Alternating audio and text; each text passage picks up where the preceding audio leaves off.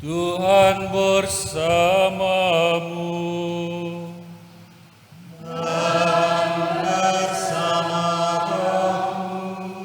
Inilah Injil suci menurut Lukas. Dimuliakanlah Tuhan. Sekali peristiwa setelah Yesus mengusir setan, ada beberapa orang yang berkata, "Ia mengusir setan dengan kuasa Beelzebul, kepala setan." Ada pula yang mencobai dia dan meminta tanda dari surga. Tetapi Yesus mengetahui pikiran mereka lalu berkata, "Setiap kerajaan yang terpecah-pecah pasti binasa, dan setiap rumah tangga yang terpecah-pecah pasti runtuh. Jika iblis juga terbagi-bagi dan melawan dirinya sendiri, bagaimana mungkin kerajaannya dapat bertahan?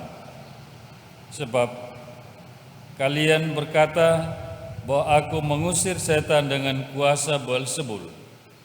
Jadi jika aku mengusir setan dengan kuasa Beelzebul, dengan kuasa apakah pengikut-pengikutmu mengusir setan? Sebab itu merekalah yang akan menjadi hakimmu. Tetapi jika aku mengusir setan dengan kuasa Allah, maka sesungguhnya kerajaan Allah sudah datang kepadamu. Apabila seorang yang kuat dan bersenjata lengkap menjaga rumahnya, amanlah segala miliknya. Tetapi jika orang yang lebih kuat daripadanya menyerang dan mengalahkannya, maka orang itu akan merampas perlengkapan senjata yang diandalkannya dan akan membagi-bagi rampasannya. Barang siapa tidak bersama aku, ia melawan aku. Dan barang siapa tidak mengumpulkan bersama aku, ia mencerai-beraikan. Apabila roh jahat keluar dari manusia, ia mengembara di tempat-tempat yang tandus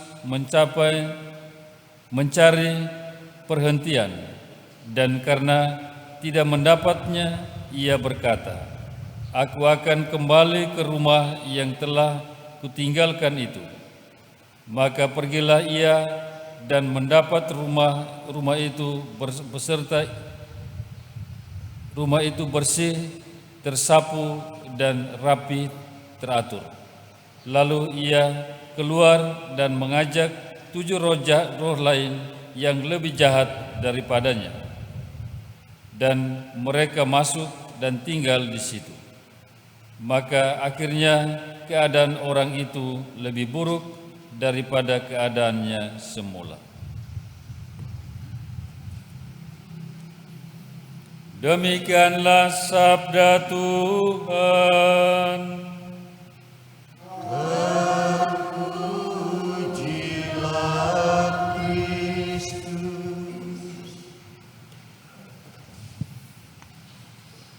Bapak Ibu, saudara-saudari, rekan-rekan umat Allah yang terkasih dalam Tuhan, dari bacaan Injil yang kita dengar, ternyata benar bahwa setan dengan kuasa kejahatannya berkeliaran di mana-mana.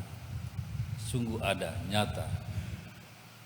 Karena itu hari ini Yesus mengingatkan kita supaya kita waspada terhadap kekuatan kejahatan,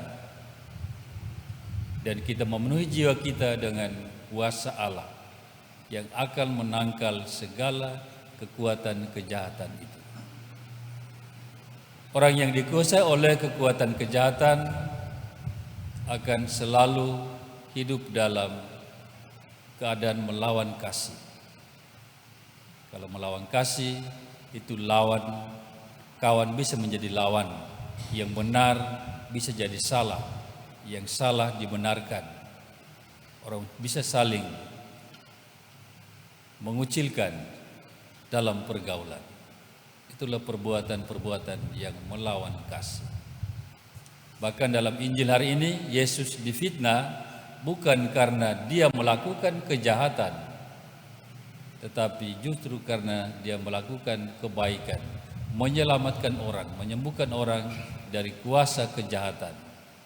Dia dituduh, dia mengusir setan dengan kuasa Beelzebul. Inilah senjata orang untuk memfitnah Yesus. Yang baik dikatakan tidak baik, yang salah dibenarkan. Maka benar apa yang dikatakan bahwa seorang nabi dihargai di mana-mana, tetapi difitnah oleh orang-orangnya sendiri, tidak dihargai di tempat asalnya sendiri. Ya, bagaimana dengan kita yang mengakui Kristus dengan kuasanya? Apakah kita juga kadang dihantui atau dikuasai oleh kuasa-kuasa kejahatan? Maka pesan untuk kita adalah hendaknya kita selalu waspada terhadap kekuatan kejahatan dan berpikirlah positif terhadap orang lain. Kadang kita malu untuk memuji, mengapresiasi orang-orang yang berbuat baik. Kita berdoa semoga kita diberi kekuatan kerendahan hati untuk mengakui kebaikan dalam diri sesama.